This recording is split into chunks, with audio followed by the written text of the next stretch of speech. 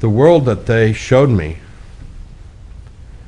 in the near future, in a couple hundred years from now, is a world that is difficult for me to understand or accept. There was what I saw was no visible signs of technology. If there was technology, they hid it from me, or it was so subtle that I couldn't even see it. Maybe that's the case, but I assumed that, like, in the future, it would be a world of, like, high technology, and they showed me a world of not low technology, of no technology, where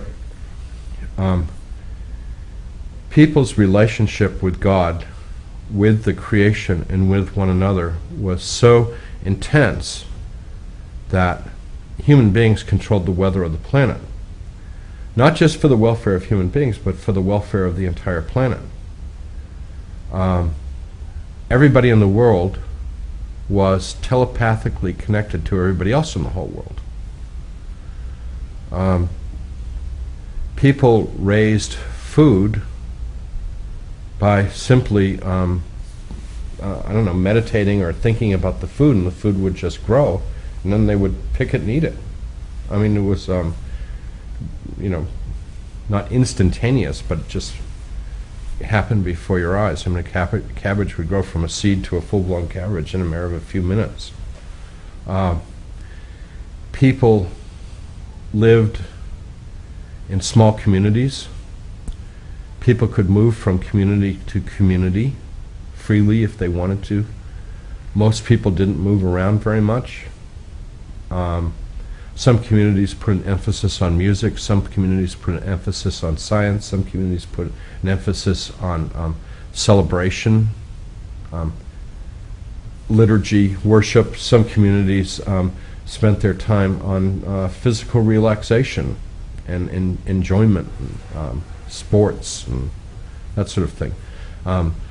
Some communities were very contemplative and did seemingly very little. Some communities were very active and sort of like were very much engaged with their environment, sort of what we would call gardeners, but they were literally environmental sculptors, making these very beautiful places with the vegetation and the geology around them. I mean, different communities had different emphasis, but they lived in total harmony with the flora and the fauna around them, in complete harmony with one another, and the main emphasis of every community was the individuals in the community, and most especially the children.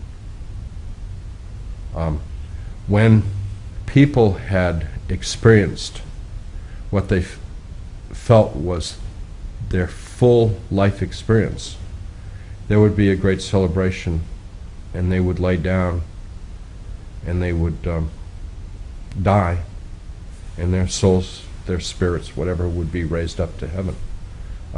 Dying was not seen as a sad thing or grievous thing. It was a joyous time. It was celebrated as a birth. People ate simply, dressed simply. From what I was shown, there were no possessions other than the clothes on their back and a few simple instruments like musical instruments or tools or things like that, which were pretty much shared communally. It was a world that's very difficult for me to make any sense of, because it's like, there was great happiness, there was very little suffering, there was no disease because people could, with laying on of hands, people could heal diseases immediately. The only real suffering that they showed me was sometimes people felt a sense of separateness, and the community would allow these people to feel that, but they would pray for that person, they would surround that person with love and bring that person back into the community. So it was possible for people to move a little bit away from the spirit of the community, but they were brought back into the community. No one was left, no one was ever lost for very long. But it was important sometimes for people to feel, to appreciate what they had. They needed to, lose a little bit of it once in a while.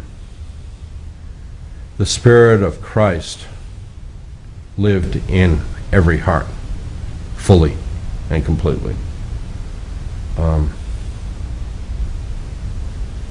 it's a world that is so completely unlike the world that we live in, that just how can we ever get there? But they assured me that this was the world that God envisioned for us, and it's not that far away.